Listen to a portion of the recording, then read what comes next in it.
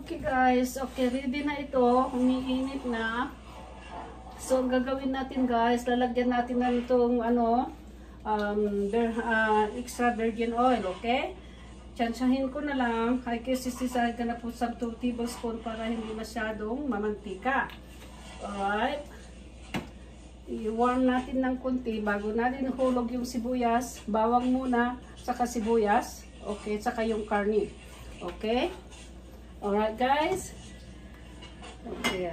Nakalimutan ko pala, sinabi sa inyo kanina. I have, 3 pieces of, bay leaves na ilalagay ko dito. Okay? Hindi ko lalagyan ito yung, tawag ba niya yan, yung pang-adobo na mixed adobo.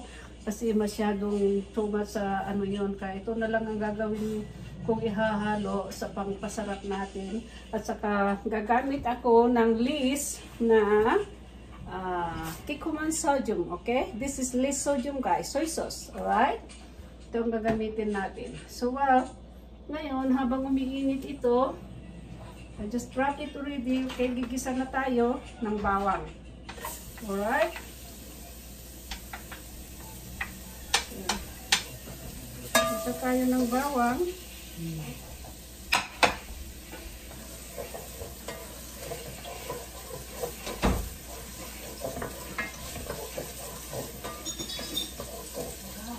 Punta sana ako sa paliki, mamili ako ng shrimp para sa panggulay. Pero tulit na, ay magkuhan na dito, magwa-1 cup na guys, ng hapon. So ngayon, ihuhulog ko ngayon, dito, high. Dito, onion. Alright, ito. Luhit lang muna kasi kung masyadong mataas ang temperature ng kalan ninyo, yung apoy, masusunog ka agad yung garlic. So ngayon ang gagawin ko guys, ihulog ko na muna itong okay, short rib. Alright? Hindi mataba ito guys. Okay? Kaya po nga ito binoy guys, kasi minsan ang karne dito, lalo na kung may konting amoy. Kaya yun, nilaga ko muna first, nilaga ko muna ito sa salt na konti, at saka bay leaves, at saka asin. Then after that guys, I throw it away. So this one right now, pag ginaadobo ko ngayon, shake mo lang ganyan, at kasi magkakamoist din siya, okay, at magkakasabaw. So, ayan. Alright, ang sabaw niya yan mamaya, yung suka lang, soy sauce, at saka itong oyster sauce, saka vinegar. That's it guys. Kung nalalagyan nyo ng salt, nasa inyo yan. Kung lagyan nyo ng garlic salt, kung anong pangpalasa nyo, kung gusto nyo maalat ng kunti o matamis, you can have 1 tablespoon of sugar guys to mix it. Okay? Ayun lang. So ngayon, hintayin natin. Ito siguro mga 20 minutes. It's gonna be okay and done because I already boiled the meat. See? So, igisa muna natin para tatalab yung aroma ng bawang at sibuyas. Before natin ihalo yung vinegar. Kaya, ito mapakita ko sa inyo itong gagamitin ko na vinegar. Okay, this is cane vinegar. Yung pan ito talagang galing sa, alam mo yung puno ng unas, yun ang gagamitin natin. Okay? Yeah. So, para matinderizer itong meat natin, siguro ihaluan ko na lang siya ng 1 scoop of vinegar para natin, itong pinaka-tenderizer niya na parang lalambot pa. Instead, gagamit tayo ng tenderizer guys. No, I don't want to use that. So, it's better I use the sugar cane vinegar. Okay? Ito ang pure na hahalo natin dyan. Okay? At kung not enough ng tawag ba niya na asim, you can add it. Okay? It depends how you guys to teach your cooking adobo. Okay, like I said, I don't use the mix adobo powder, alright?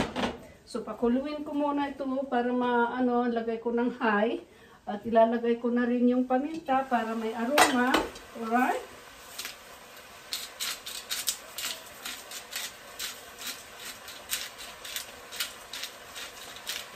There you go, guys.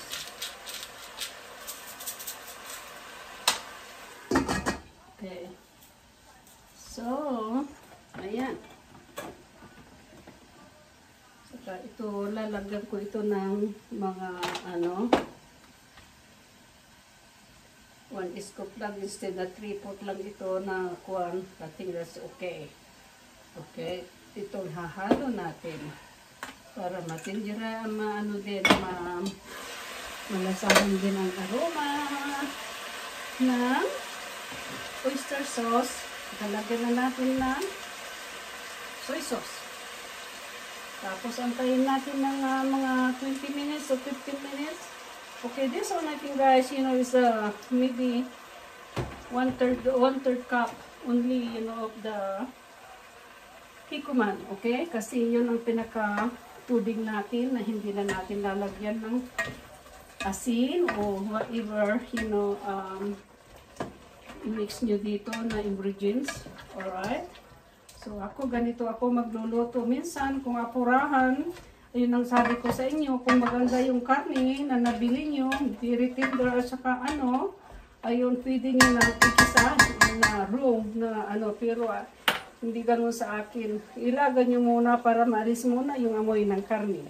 Okay? Huwag nyo lagayin mabuti kasi kung masyadong very soft yung karne nyo saka tender na mabuti, hindi na maganda kasi ang gusto naman nila yung maramdaman nila yung pagkagat ng laman ng karne. Is that right? Okay.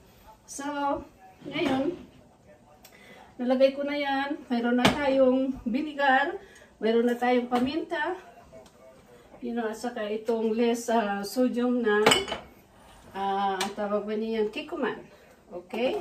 So, we'll wait, guys, until this one is gonna simmer, with the meat. So, para lalabas yung pinakasabaw niya. Kasi nilagyan na natin ng vinegar sa tenderizer. So, wait, okay? And, it's okay pala. Mayroon pala akong, ilalagay ko na itong pinakalasa niya na cube, okay? Na pork cube, okay? Itong pangpalasa natin. Okay? So, I'll get back with you guys.